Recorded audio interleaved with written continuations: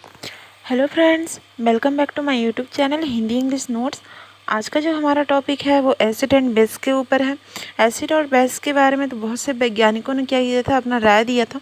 पर जो अहिनियस जो वैज्ञानिक थे उन्होंने बहुत ही अच्छे से एक्सप्लेन किया था इस चीज़ को, इसलिए इनको अहिनियस ने एक्सप्लेन करने की वजह से इसको अहिनियस धारणा या अहिनियस कॉन्सेप्ट कहा जाता है। सो हम आज अहिनियस के बारे में पढ़ेंगे कि उन्होंने कौन सा ऐसा एसिड और अम्ल के बारे में बताया था, मतलब एसिड और बेस के बारे में बताया था, जो बहुत ही इंपॉर्टेंट है और बहुत इजी वे में मैंने इस नोट को बनाया है। आप बुक में ज़रूर मिला लीजिएगा इस टॉपिक को, ठीक है। चलिए फ्रेंड्स, इस टॉपिक को स्टार्ट करते हैं। सो अहिनियस के अनुसार क्या होता है, इन्होंने क्या बोला था कि अम्ल वे हाइड्रोजन परमाणु युक्त पदार्थ हैं जो जल में विलय होकर हाइड्रोजन आयन देते हैं, ठीक है। अब आप समझ लीजिए कि जब अहिनियस बोल रहे हैं कि ये जो आपका क्या है, वाटर है, ठीक है। ये जो वाटर है और इसमें अगर आप HCl मिलाते हो, ठीक है, यानी कि इसमें आप क्या मिलाते हो, HCl मिलाते हो तथा उसको क्या करते हो, घोलते हो। घोलने पे क्या होता है, ये आप जो HCl है वो प्लस आयन देता है, H प्लस आयन देता है, ठीक है। H प्लस आयन देने की वजह से इसको क्या बोलते हैं, अम्ल बोलते हैं। ओके फ्रेंड्स, समझ गए आप। फिर भी मैं यहाँ पे एक उदाहरण बताऊंगी ताकि आपको अच्छे से समझ आए। यहाँ पे देखिए मैंने उदाहरण लिखा है, ये आपका HCl है। जब इसको हम जल में घोलते हैं तो क्या होता है, H प्लस आयन देता है और Cl माइनस आयन देता है, ठीक है। तो ये सारी चीज़ें हैं, इसलिए इसको क्या बोला जाता है, अम्ल बोला जाता है। तो अम्ल के हाइड्रोजन परमाणु युक्त पदार्थ हैं जो जल में विलय होकर हाइड्रोजन H प्लस आयन तथा क्षारक वे पदार्थ हैं, ठीक है। क्षारक यानी बेस के बारे में बता रहे हैं। क्षारक वह पदार्थ हैं जो जल में विलय होकर क्या देते हैं, हाइड्रोक्सिल आयन प्रदान करते हैं, यानी कि OH देते हैं। आप यहाँ पे देख सकते हो, ये एक उदाहरण है। NaOH H2O में अगर घोले, H2O यानी कि जल में घोलने पे क्या होता है, Na प्लस और OH माइनस देता है। सॉरी, यहाँ पे माइनस लगा लीजिएगा, ठीक है, माइनस मैं भूल गई यहाँ पे। तो ये आपका क्या करता है इस तरीके से, और यही एक रीज़न है जिसकी वजह से जो हमारा pH मीटर है वो क्या करता है, एसिड और बेस में अंतर कर पाता है। ये बात आपको पता होगा, ठीक है। तो आप इस क्या बोलते हैं कि परिभाषा को अच्छे से समझ लीजिएगा, ठीक है। फिर से मैं पढ़ के सुना देती हूँ। अम्ल वे हाइड्रोजन परमाणु हैं या वे हाइड्रोजन परमाणु युक्त हैं जो जल में विलय होकर हाइड्रोजन H प्लस आयन तथा क्षारक वे पदार्थ हैं जो जल में विलय होकर हाइड्रोक्सिल आयन प्रदान करते हैं, ठीक है। एग्जाम्पल में इसको लिख लीजिएगा।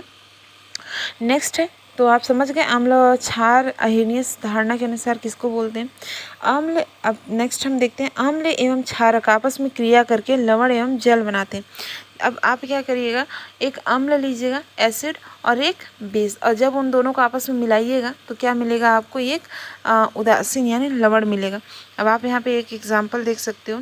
यहाँ HCl क्या है, एक अम्ल है, NaOH क्या है, क्षार है।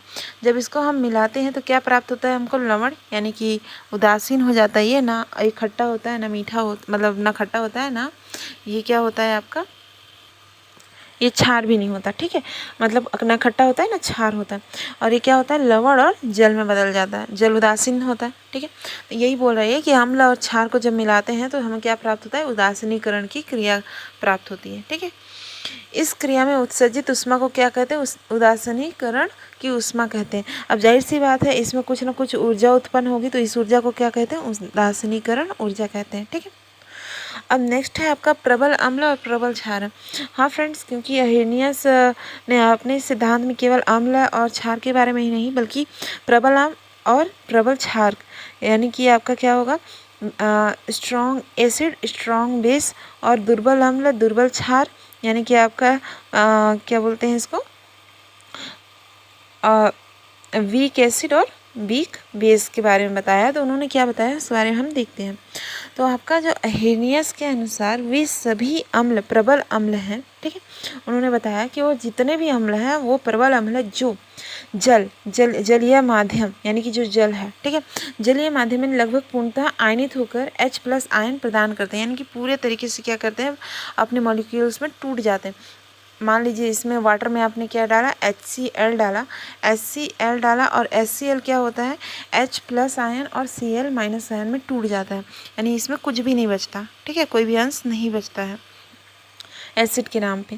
तो इसमें एग्जांपल मैंने लिखा है HCl, HNO3 और H2SO4, ठीक है। तो आपका जो अहेनियस है उन्होंने इस एग्जांपल को दिया और बोला कि जो ये आपके अम्ल हैं वो क्या करते हैं, जल में पूरी तरीके से क्या हो जाते हैं, अपना H+ आयन प्रदान कर देते हैं। तो ये क्या कहलाते हैं, सभी प्रबल अम्ल कहलाते हैं, ठीक है। नेक्स्ट आपका है प्रबल क्षार के बारे में।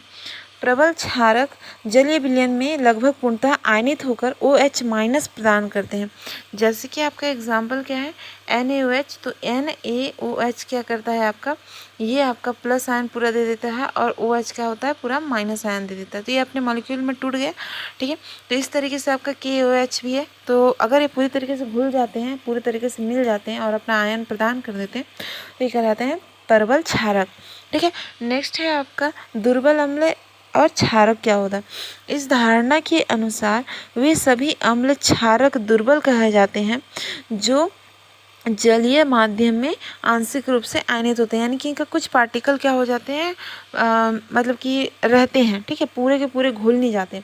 एग्जाम्पल में आपका H2CO3, H2C2O4, ये सभी क्या होते हैं, दुर्बल अम्ल है। एवं जो NH4OH है और AlOH3 है, ये दुर्बल क्षार है, ठीक है। आई होप फ्रेंड्स आपको समझ आ गया होगा strong and weak, basic and acid. तो नेक्स्ट देखते हैं उपयोगिता। अब जाहिर सी बात है इसका उपयोगिता जरूर देखना चाहिए हमको, यूटिलिटी क्या है। इस सिद्धांत के अनुसार एसिड बेस की प्रबलता दुर्बलता को स्पष्ट किया जा सकता है, जैसा कि हमने किया, ठीक है। नेक्स्ट है आपका, इस सिद्धांत के अनुसार उदासीनीकरण की उष्मा, हीट ऑफ न्यूट्रलाइजेशन ज्ञात किया जा सकता है। हमने किया ना उदासीनीकरण, यानी कि हमने क्या किया, एसिड और बेस को मिला दिया और मिलाने के बाद हमको उदासीन प्राप्त हुआ, जो उदासीन कंपाउंड है वो प्राप्त हुआ। और इस तरीके से हम क्या कर सकते हैं, इसकी ऊर्जा का परीक्षण करके हीट ऑफ न्यूट्रलाइजेशन प्राप्त कर सकते हैं। नेक्स्ट है आपका, इस सिद्धांत की सहायता से अम्ल क्षारकों के उत्प्रेरक गुण यानी कि कैटालाइटिक बिहेवियर को समझाया जा सकता है। यानी कि क्या होता है, उत्प्रेरकीय गुण, यानी कि ये कितना घुलते हैं और कितना क्या होते हैं, कितने उच्च होते हैं, कितने निम्न होते हैं, ये सब, ठीक है, और कितनी जल्दी ये घुल जाते हैं। नेक्स्ट है, किसी अभिक्रिया की विलेयता गुणनफल भी ज्ञात की जा सकती है। आई होप फ्रेंड्स आपको समझ आ गया होगा। नेक्स्ट है आपका सीमाएं, लिमिटेशन। अम्ल तथा क्षारकों की यह धारणा केवल जलीय विलयन पर लागू होता है। अब जाहिर सी बात है, किसी भी मतलब देखा गया है, वैज्ञानिकों ने जो भी रिसर्च किया है उसमें कुछ ना कुछ लिमिटेशन होता ही है, सीमाएं हो ही जाती, कुछ ना कुछ मिस्टेक ऐसा होता है जो पूर्ण करना ज़रूरी होता है। तो अहिनियस ने भी अपना जो सिद्धांत दिया है उसमें कुछ लिमिटेशन है।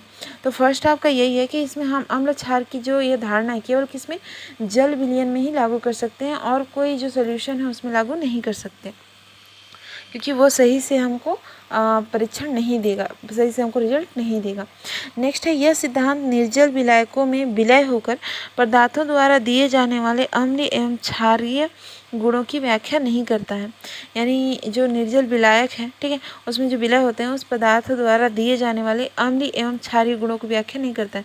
यानी कि आपका निर्जल विलायक है, अगर उसमें अम्ल क्षार का कोई गुण है तो उसको ढंग से ये नहीं बता सकता।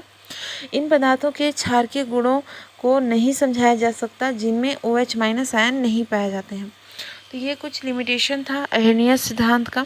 आई होप फ्रेंड्स आपको मेरा ये टॉपिक पसंद आया होगा और मैंने जो एक्सप्लेनेशन दी है वो ठीक होगा। अगर कोई दिक्कत है तो आप प्लीज़ मेरे को कमेंट बॉक्स में ज़रूर बता दीजिएगा। और देखते हैं नेक्स्ट वीडियो में आपके लिए एक नया टॉपिक आ जाएगा। लॉरी ब्रोंस्टेंट का सिद्धांत भी बहुत इंपॉर्टेंट है, तो मैं इंपॉर्टेंट टॉपिक ही कवर कर रही हूँ। और आप चाहें तो इसका PDF ले सकते हैं, इसलिए अगर PDF चाहिए होगा तो मुझे कमेंट बॉक्स में ज़रूर बता दीजिएगा, मैं अपलोड कर दूँगी अपने जो डिस्क्रिप्शन है उसमें, ठीक है। और मेरे को तो नहीं लगता कि आपको नोट की ज़रूरत पड़ेगी, क्योंकि मैंने बहुत अच्छे से इसको सही से एक्सप्लेन किया है, ठीक है फ्रेंड्स।